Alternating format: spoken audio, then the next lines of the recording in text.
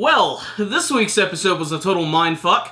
Before I go any further into my review of this week's episode of Kabaneri, the Iron Fortress, let me just say that who was ever in charge of the animation and the artwork in this week's episode, thumbs up. This was a beautiful looking episode, and there was some scenery in this week's episode that just frankly blew me away, especially that scene at the beginning where you see the train going across the sunset, which is all pink and purpley and swirly, and it almost looks like this weird Van Gogh painting of some kind. It just looks gorgeous. More of this, please. So what went down in this week's episode of Kabaneri of the Iron Fortress? Well, a lot of shit went down. Biba has captured everyone from Ikoma's side, and they are draining them of their blood for their own evil purposes. Biba's big plan is actually to get revenge against his father, who apparently set up his death as well as the deaths of all of the soldiers years ago when they went after all of these Kabane in this land known as Kyushu. Basically, Biba's father was trying to kill his own son, so Biba's gonna try and get revenge against him,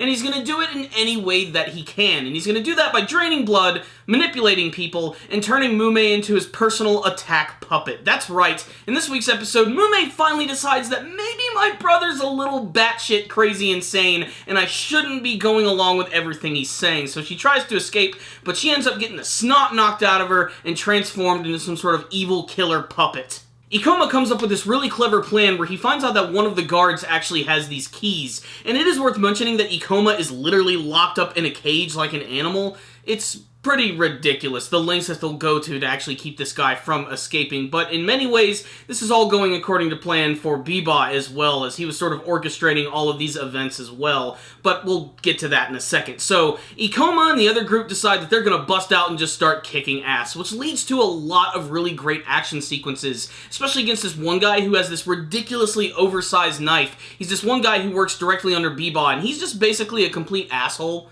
A real dickhead. He will go out of his lengths just to cut someone up. There's a scene earlier in the episode where they're draining blood from people, and there's this one old guy who's begging them, just take my blood, leave my wife alone, I have enough for like 3 people. And this guy with this big, basically it's a machete, walks over and just cuts his arm off. He's like, there, take the blood, that'll be good. And we get to see him again later in the episode using someone as a human shield, and Ikoma gets to fight against him a little bit during this really great action scene which has some great choreography mixed in, and that's when Takumi comes in and starts to whip ass with a frickin' steel pipe.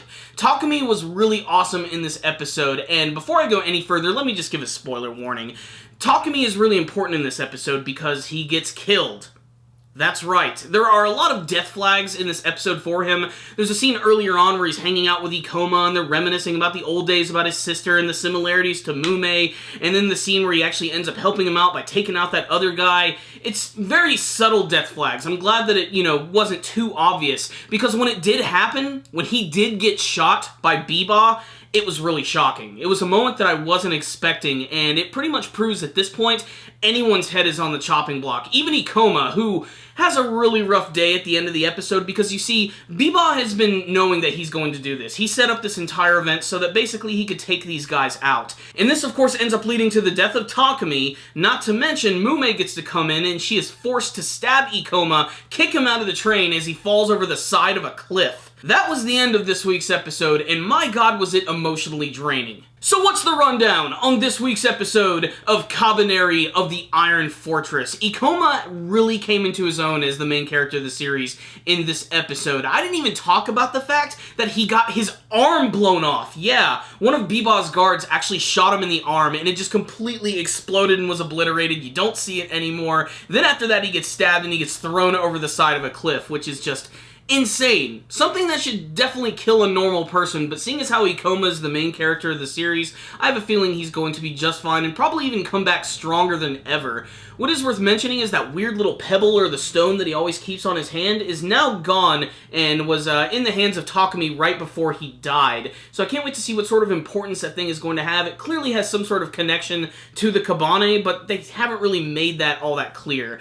Mume this week was a lot more tolerable than some of the previous episodes, something that I really appreciated. She finally realized something's just not quite right here, and I shouldn't just keep blindly following my brother, because it's going to lead to the deaths of all of my friends. So at least Mume Mume decided at the last minute that she could get away from this guy, but unfortunately, it ended up biting her in the ass. The death of Takumi is a really important part of this episode, and it's very shocking. It just comes out of nowhere. I honestly didn't expect that to happen, although the minute that Ikoma was about to be shot, I had a feeling that he might do something like that, but I didn't think that it would be directly in the heart and something that would kill him, which was just, frankly, an incredibly sad moment for the series. And like I said, it pretty much shows that just about any character could die at this moment. There's also another subplot with the character of Sukari, who at the beginning of the episode, they make you feel like he actually decided to join Biba's group and everybody just completely hates his guts for it, but actually he was working as an inside man for Ikoma, and this was all a big part of the plan. Maybe Biba saw this coming, and that's why he decided to bring him aboard.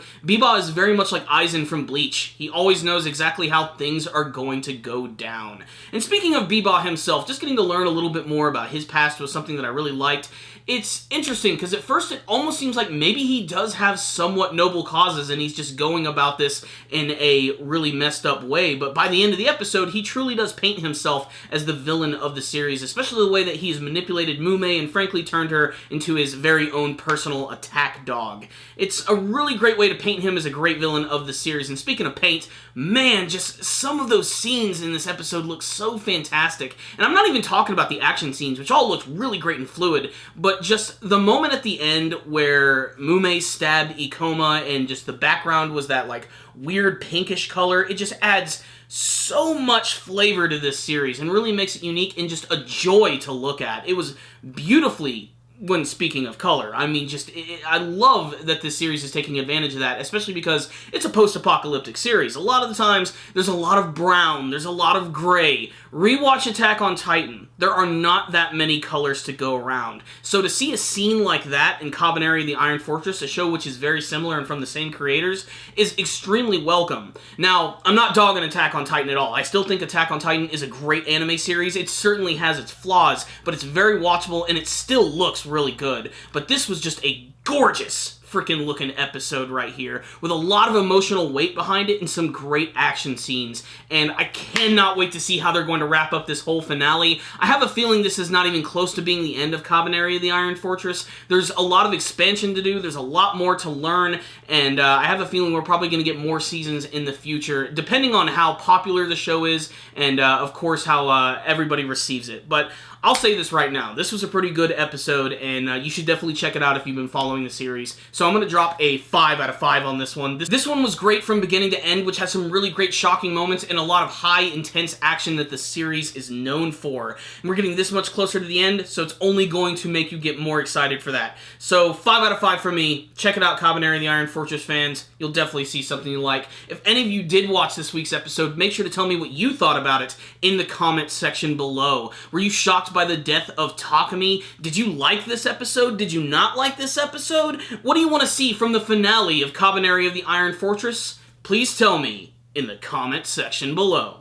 Thank you guys so much for watching this review. I really appreciate it. If you would like to help support Super Kami Guru 9000, make sure to subscribe to the channel. That way you'll be able to see all of our latest reviews. You guys should also check out our weekly podcast show, The Powerful Nerdcast. It's pretty damned awesome. We get to talk about a lot of cool things like anime. We most recently talked about E3 2016. We still have a few other things about E3 that we want to talk about too, and we're going to save that for the next show. But make sure to check that out. It's me and Christian for an hour. It's awesome. You can also download the show for free at iTunes and RogueIntel.com, so make sure to check that out. And make sure to like this video and share with all of your friends. Alright, that's enough sales pitching for today, guys. I'll see you next time. Stay dandy, baby.